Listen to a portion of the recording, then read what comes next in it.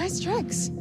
I like yours too. Hey everyone, my name is Ash Crossan, and it's time to talk about the WandaVision finale.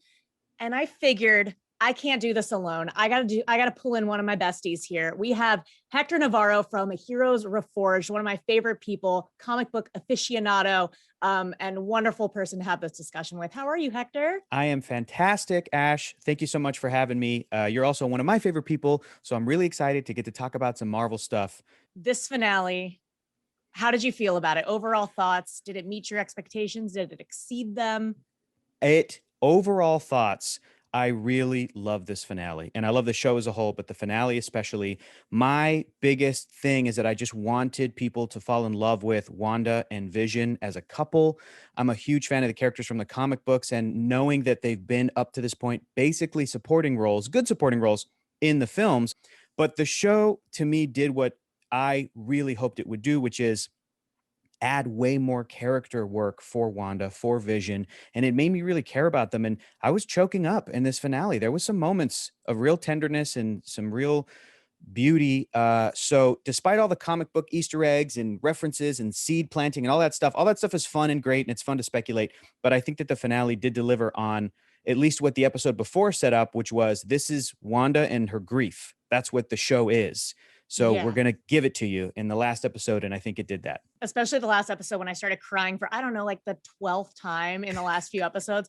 I was like, I can't cry over this girl anymore. I cannot watch her go through anything else. Like, I'm done. Like, she only needs good karma from now on. No more bad things can happen to Wanda. She's my favorite. And she kind of became my favorite around like Infinity War Endgame time. I was like, okay, she's clearly the most powerful. She's the most badass. She's kind of my favorite, like in that regard. But not only Wanda, like Elizabeth Olsen's performance this entire season has just been the range this woman has, the Emmys that she deserves, the tears she has brought from my eyes. I'm not a crier. I cried so much over this woman. I want to bring up, talking about crying, there is a very important comic book historical moment where pretty soon into the Vision's introduction, and at one point the Avengers ask him to join the team, this synthezoid robot, and he like accepts it and he goes into the next room, and then he sits there, and then like one tear comes out. And it was a big defining moment for that character, because this is supposed to be a character who cannot cry. Like, it's a big deal. And I think they kind of recreated that big tear moment at the end when Vision has the one tear and Wanda's holding his face. And I loved the context for that. Well, I have a lot of questions about Vision and all that. We'll get to that. Let's go all the way to the end, and then we'll backtrack a little bit. Okay. So there's a mid-credit scene and there's a post-credit scene. Let's talk about the mid-credit scene first, because we have Monica Rambeau. They're asking for you in the theater. She goes in the theater and they're like, hi, I'm a Skrull and somebody wants to meet with you. What did you think of this scene? What do you think like the implications are here? Who's she meeting with? Well, here's what I thought it was Ben Mendelsohn as Talos from the Captain Marvel film. Still don't know how to pronounce it either. Just now in my brain, I thought of an idea. I'm sent here from an old friend of your mom's. What if it's Nick Fury? Because remember, at the end of Spider-Man Far From Home, Nick Fury is up in space somewhere because the Skrulls, Talos and Talos' wife, they're covering for Fury on Earth. So what if, and we can't forget this either, lest us forget, Ash, the WandaVision does take place before Spider-Man Far From Home. Because WandaVision's just 3 weeks after Endgame, and Spider-Man is like a couple months. It's like the school year started again. They're on like it's months from Endgame. What if Monica's getting recruited by Fury for some kind of sword/shield operation in space? And Fury, not only was he friends with Maria Rambeau from the movie Captain Marvel, but maybe they kept in touch. Maybe that's how Sword was formed. Maybe, for the past 30 years or whatever, since 1995, Maria has been working at Sword. So has Monica, young Monica, and Fury has been an ally or a part of that. So I'm thinking it could be Fury, and it could lead into something like the Secret Invasion show, which is going to bring back Nick Fury, Ben Mendelsohn as Talos. And of course, we're going to see her in Captain Marvel too. But I'm thinking maybe some Fury, Maria Rambeau, Monica Rambeau story elements will be touched on in Captain Marvel 2. I don't want to wait till Captain Marvel 2 to see Monica again. I know. So then there's also the post-credit scene with Scarlet Witch, which I almost missed, because it's like in the other episodes, they've had a couple of mid-credit scenes and you're like, okay, and that's it. And, I kind of started looking at my phone and I looked up and I was like, did it start playing another show? I was like, oh no, oh man. Don't leave until you start seeing the Disney Plus credits for like the voices in foreign territories. That's really when the show is over. When Disney Plus throws those up and you're like, okay, that's not related to the show I just watched. What did you make of that post-credit scene? What'd you think of it? When she saw her costume, I guess, in that vision, pun intended, that she had with the Mind Stone, I was like, oh man, that's really cool. I really want to see what this looks like. And then we get like the fully formed thing. Not only that, she's like reading the Darkhold, and I'm so scared for her. Like, is she going to be bad? Is she going to be good? Here's the thing. Here's the good news. The good news is the Scarlet Witch is a superhero in the Marvel Universe, emphasis on hero. Yes. And readers, everybody has treated her that way. Even more so than a character like Harley Quinn, who I think has come into her own as a hero since her introduction in the comic books and in the animated series and all that stuff. I think everybody now considers Harley a hero, was a supervillain, now a hero. I'm not a witch. I don't cast spells. No one taught me magic. Your power exceeds that of the Sorcerer Supreme. The dropped hint from Agatha saying, you're more powerful than the Sorcerer Supreme. I think we're going to see that. And I think that Wanda, in her attempt to save her son's souls or something, which is very similar to what happens in the comic books, I think she's going to crack some stuff open. I think she might break some stuff. I think we might see a multiverse in that regard. I mean, originally with Vision being dead, I thought that Doctor Strange in the Multiverse of Madness was going to somehow involve Wanda in her grief going and hopping to other universes to try to find Vision alive and then bring him over. But now I don't think that's I really do think that she's kind of made her peace with Vision for now. But her sons, we heard Tommy, we heard Billy, say, help me, Mom, save me. And she's doing that classic, like almost astral projection, like Doctor Strange did when he was studying, when he was like, that's what and now she's really embracing the witch side of her storyline. I think it's going to be bad. I think she's going to lose it a little bit, but I believe that Jack Schaefer, Matt Shackman, the entire team behind WandaVision are really considering this stuff. Kevin Feige, everybody at Marvel Studios, they're considering this stuff. And Elizabeth Olsen has said, my favorite thing about Wanda in the comics is when she loses it. And I feel like they've allowed Elizabeth Olsen to play that and still play it further in Doctor Strange 2 while still letting her be a hero. She's not the villain of the story, but she is a character who is just so traumatized. And I really think that they hit that balance really, really well. So we're seeing her basically next, most likely in Doctor Strange in the Multiverse of Madness, which is coming out in March 2022. So a year from now, barring these release dates hold. So yeah, I'm just very curious about what their dynamic is going to be between her and Doctor Strange now, because she's the strong one. We know. All right. The number one thing I want to talk about is Evan Peters' Fietro situation. Okay. Who turns out to be a guy named Ralph Boner. I think his name might be Bonner, but because when Monica said it, she was like, Boner. And then Fietro, under the control of Agatha, was like, Boner. Like almost on behalf of Agatha was laughing at because I feel like if he came to and was asked again, what's your name? He'd be like, Bonner. It's Bonner. My name is pronounced Bonner, but he's trying to be an actor. He had a headshot. It didn't look like a great situation for him. I don't know. I don't think I liked it because I want so badly for Evan Peters to be in the MCU as Quicksilver, as Pietro. So to have him be Ralph Bonner or whatever, who's just like some actor that exists in the MCU, and that's who Evan Peters is in the MCU from this point forward.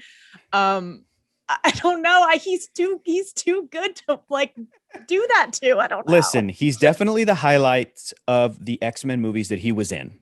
But I am really glad that he's not Quicksilver in the MCU, only because, first of all, these movies have to try and avoid the comic book trope of just bringing back dead characters. You know, Quicksilver's death is one that's kind of lasted up to this point. Like, there's been fake out character deaths with Loki, Nick Fury, you know. I mean, I think Evan Peters did a great job in this series, and I think that it doesn't necessarily mean we can't see Ralph Bonner again in some capacity, but and maybe, who knows, maybe he'll be roped in again by Agatha for some other shenanigans or whatever. But if we're not getting the Fox X-Men movies, that kind of makes me happy, because as much as I love moments from those films and I have such great memories and experiences watching those movies, and some of that casting is all time, I don't want to open it back up to like, okay, let's bring back Hugh Jackman. He's done. So many of these actors were able to kind of finish out their roles, and at least Evan Peters got to be invited to be a part of this show, mess with fans effectively, because everybody immediately assumed it was going to be like, oh, the multiverse. I had a buddy who, when that cameo showed up, he was like, oh, okay, I don't like this because it's going to acknowledge those X-Men movies that he didn't like. Meanwhile, I had other friends and family that when they watched the show, I'm sitting there looking at them like, yeah. Evan Peters, right? And they're like, I don't get this. What's the big deal? And I'm like, he played Quicksilver in X-Men Days of Future Past. And they're like, oh, I don't remember. So it's something that doesn't take away from the narrative of the show, which is he was recast. It doesn't look like what Quicksilver looked like before, but I think it was a real fun thing for fans to speculate about for a while. Maybe we'll get some version of that where fans will ask the MCU to bring back Evan Peters more, and we'll get some version of a character, Ralph Bonner, that he can be a part of more. I don't know. So yeah, we'll see. I'm like, okay with the cherry picking the best parts of some of those movies and bringing people over, because say what you will about New Mutants, but Anya Taylor-Joy in that movie is fantastic. And I would love to see her jump over. It's also maybe it's a different character. I don't know. It's also not the first time that has happened, because they brought back J.K. Simmons to play the incomparable J. Jonah Jameson in Spider-Man Far From Home. People then weren't asking, is that a multiverse confirmation? That's not what everybody just knew. They're pulling a Judi Dench. She was so good as M in the Pierce Brosnan films. They had to bring her back to be M in the Daniel Craig, James Bond. Those are different realities, different universes, still the same actor playing the same role because they're that good. I mean, Anya Taylor-Joy is a international treasure. It would be great too, but I also think like the character she played in New Mutants and the whole idea of the New Mutants, I'm like, if I were to have it my way, that is a group of characters that would be revisited, but like a long time from now, a while from now, because they're such a great legacy addition to the X-Men mythos. But you got to have that initial, like, okay, here's the first team of X-Men characters, and they kind of grow up, and then here's the second class, if you will, and that's the New Mutants. Why are you doing this? My programming directive is to destroy the Vision. All right, so let's talk about this Vision situation in the finale, because I think I'm having trouble understanding it, first of all. So we have like the White Vision, and then like the imaginary Vision. I don't know what to call these people. Yeah, he said he was conditional, so I'm calling him the conditional Vision. But I'm not the true Vision. Only a conditional Vision. Conditional Vision, the White Vision, and then he's like, here's all the memories, and then the hex goes away, and then we just don't see him anymore. But I'm like, he's there, right? He's around. He just like F off somewhere, and we're going to see him again? I'd like to think that he flew off. I'd like to think that the White Vision flew off to a snowy mountaintop to really contemplate his existence. I think we will see that Vision again. And I think that the little construct or conditional Vision that was created is in a way Vision, because then you get into that fun, like, metaphysical debates of like, what's a soul, what's a being, what's real. If you have all the memories of as a clone, the real, all of that stuff is fun. But I think that Vision was Vision because Wanda made him that way. And she said, you're the piece of the Mind Stone. Are the piece of the Mind Stone that lives in me. Which is a very interesting, way to bring back Vision. We knew that in Avengers Infinity War, they were debating about how to take the Mind Stone out and destroy it so that Thanos wouldn't get it. And they're like, well, maybe if we can rewire, maybe we can leave the best parts of Vision in there, because he's a bunch of different things. He's Jarvis, he's Ultron, he's Tony Stark, he's Bruce Banner, and he's the Mind Stone, which is this thing they didn't understand. And I think Wanda also being the Mind Stone in a way was a good explanation for like, well, I can bring him back and it's kind of his soul. And what he doesn't have is a body. Well, I can create the body because I can create matter and manipulate reality and stuff. So what I think will eventually happen is that, just like Vision said, it stands to reason, we will say hello again, which is really sweet. We have said goodbye before, so it stands to reason. We'll say hello again. I think that Wanda is going to encounter that White Vision again, except he won't have that directive from Hayward and Sword to like destroy Vision or destroy Wanda or whatever. He will just be without a soul, and he'll have the memories, and maybe Wanda putting another piece of the Mind Stone that she still has a part of in her will bring him back to life and colorize them, and then he'll be sort of normal Vision, except he'll only have he won't have the memories of the Vision who was in the hex this whole show. He won't have that. So he'll still be the Vision who died at the end of Infinity War. He'll have the memories of being reprogrammed by Sword and being brought back online to try to kill, his love or this new Vision, but he won't like know his kids. So therein lies an interesting, juicy potential conflict. So at one point in the show, Monica's like, I know an aerospace engineer who would be great at this or whatever. And to my knowledge, we do not get that answer at all. Right. Do we think, okay, so the speculation was that she was talking about Reed Richards and we were going to get like the Reed Richards reveal and like the kind of intro into the Fantastic Four. Did you think that was going to happen? Oh, absolutely. I did. And I don't think that as much emphasis as they put onto that character, I don't think it was an accident. I don't think that Marvel Studios is surprised. Oh, people really cared about that? That was just, no, I think they know what they're doing. And I think that we could still see a character who is that aerospace engineer. And it could either be Susan Storm or Reed Richards. I really do think that could still be the case. And I think the reveal could be something like the next time we do see a Fantastic Four wherever, whether it's their movie or something else, that it could kind of flash back to Sword because they're apparently this sort of MCU equivalent to NASA. Like they're the space program somehow, they have astronauts, they have all that stuff. So maybe we'll see some desk guy and it's a Reed Richards character and somebody rolls up and they're like, hey, Richards, we just got back that thing you designed and it was all chewed up by Scarlet Witch, the Hex or whatever. Now it turned into like an 80s van and the guy could turn up and be like, really? Oh, that's fantastic. Like we could still get something like that to still pay off the seed planting that they did. Is it disappointing that we didn't get it in this show? Right now, maybe a little bit, yes, but I'm saying there's still a potential that we could get that payoff somewhere down the line. And then in retrospect, it would make this a little bit more meaningful and exciting and interesting. I thought, and this is one of those things where it's like anticipation to your detriment. I thought that might have been one of the post-credit scenes where it was like, I don't know, Wanda goes, I didn't know. I was like, I thought when Monica went into the theater, I was like, okay, someone wants to meet. Here's your aerospace engineer in the movies. Hey, I showed up. I just wanted to see how my thing went. Oh, it didn't work? Okay, great. Bye. I'm in the Fantastic Four. I don't know. Hi, I'm John Krasinski. I'm Reed Richards. Exactly. To a lesser extent, Jimmy Woo goes to Westview in the first place to find a missing person. Yeah. That like someone from witness protection that's still missing. Do we ever figure out who this is? I don't think we do.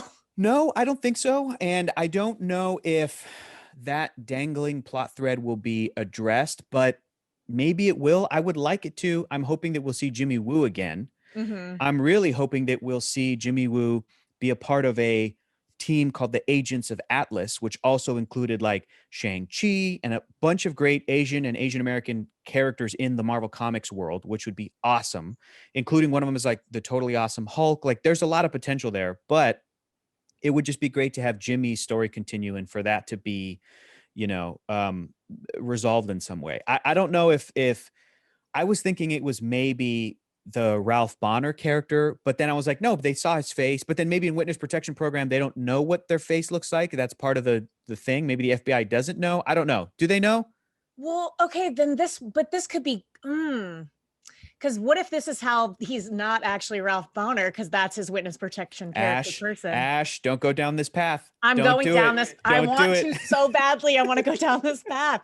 What if his real name is Peter Maximoff? Yes. And he's from a different universe. And he's trapped here and he has to go back. Quantum leap.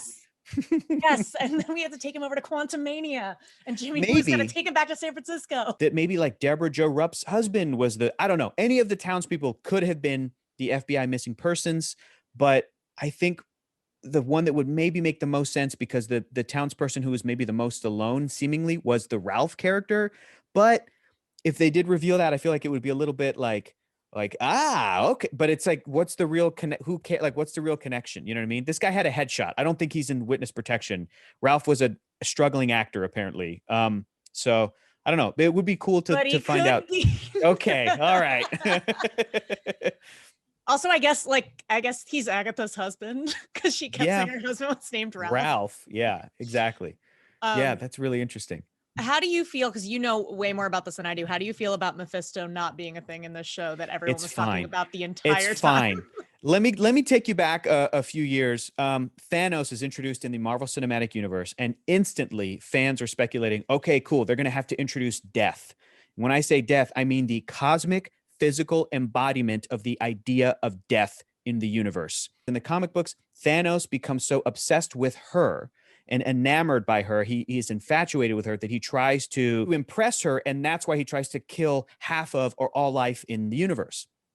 I think Marvel Studios was really smart to not adapt that directly, but they gave Thanos a different motivation that still results in trying to kill or effectively killing half of the universe, but it wasn't like this weird sort of, it's easily understandable, but it's maybe not the best story point. Mephisto is the literal devil, but I am okay that Mephisto wasn't a part of this show. Also because, frankly, some of those comic book decisions that I was talking about before that might be a little bit controversial, people have talked about how some of that agency has been taken from Wanda as a character. So this show, even though it told us it was Agatha all along, it was not. It was Wanda.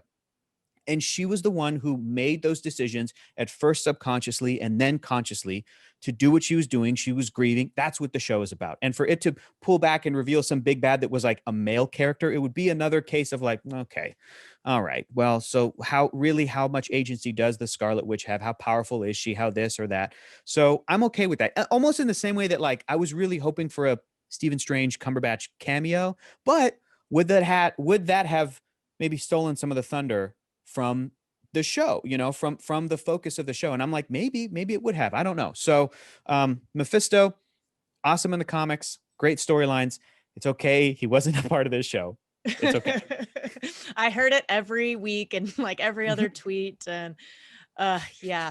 Well, wrapping up here, do you have any theories for the future that are on your mind from the show? About maybe like Tommy and Billy or Darcy. I'm wondering how being in the Hex like affected her. Yeah, because she was only in it once. Like, does she just go back to being human, normal life? I think she's going to go back to being human, normal life. I'd love to see Darcy again. I'd love to see Kat Dennings again. I think she is one of the best things about those first two Thor movies, and I'd love to see her in Thor: Love and Thunder. If we're bringing back Natalie Portman, Natty Ports. Let's bring back Catty Dens. Let's bring them back.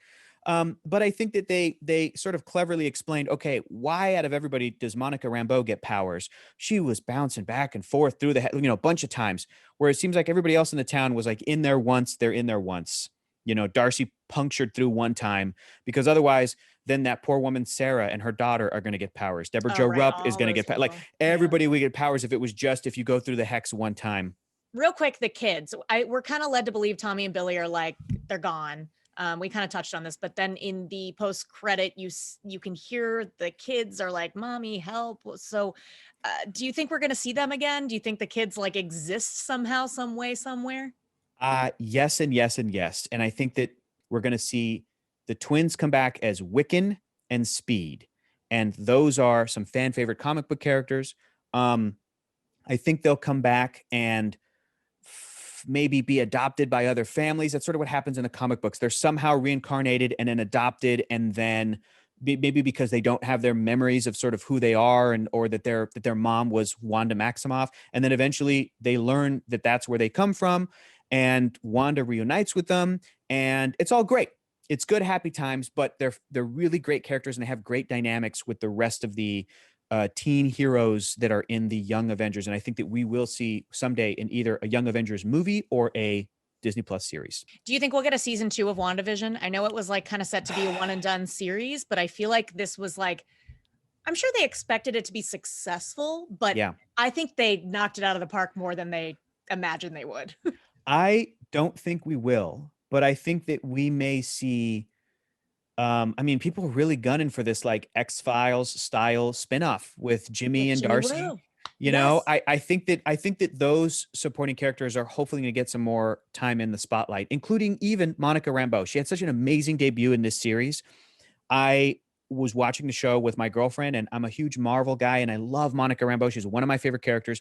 And this show made it to a point where my girlfriend, who doesn't follow the comic books as much as I do, she's like, Monica's my favorite character. I love her. I can't wait to see more of her. And I'm like, good news, she's in Captain Marvel too. Good news, in the comic books, she eventually leads the Avengers. So they got big plans, man. Tiana Paris is amazing, and it's been such a great, like I said, debut of this character. Yeah, so we're not going to get a WandaVision 2. It's a one, once you do the trick, I think that's it. No season 2 to WandaVision, but more seasons and movies with all the other characters related. So it's really exciting time. I was going to say, get some rest because we have about 2 weeks before Falcon and Winter Soldier premieres. Great.